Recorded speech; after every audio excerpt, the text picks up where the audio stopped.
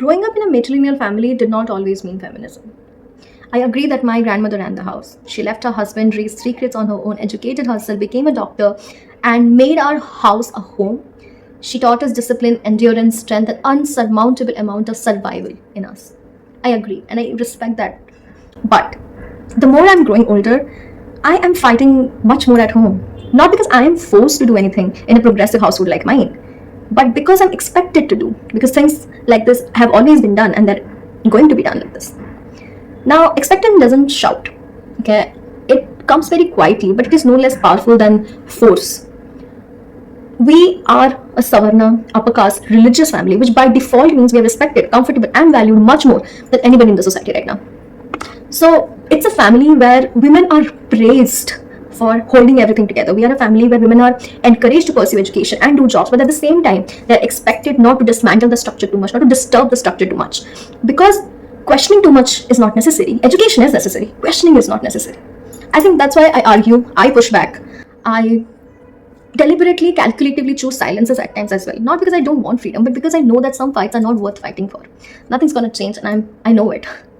Sexism in households like me is never violent. It's very subtle, it's very polite, it hides inside truths, rituals, traditions, the family pride, and the fake idea that adjusting is strength and resistance is unnecessary.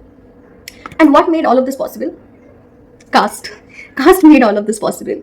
Caste teaches you how to tell inequality as culture, okay, and still feel progressive about it. So I wasn't radicalized by social media. I wasn't radicalized by all these meme pages or any of it. I was radicalized by growing up in a matrilineal family, which is progressive enough, much more than my friends got, but at the same time was not away from patriarchal norms or wasn't away from the misogyny. I am radicalized because I've read very closely. I am radicalized because the moment Savarna feminism stops is where comfort begins. Okay, that's why I do not reject my grandma's power. I appreciate it, but I at the same time question it that what costed her? Why did she have to survive? Why did she have to leave in the first place? Why did she have to agree to marry to a man? But yeah, so that's what it was about. Women like me, why are we expected to inherit endurance instead of freedom? Okay, and I think that's why I became political, not through anger but through clarity.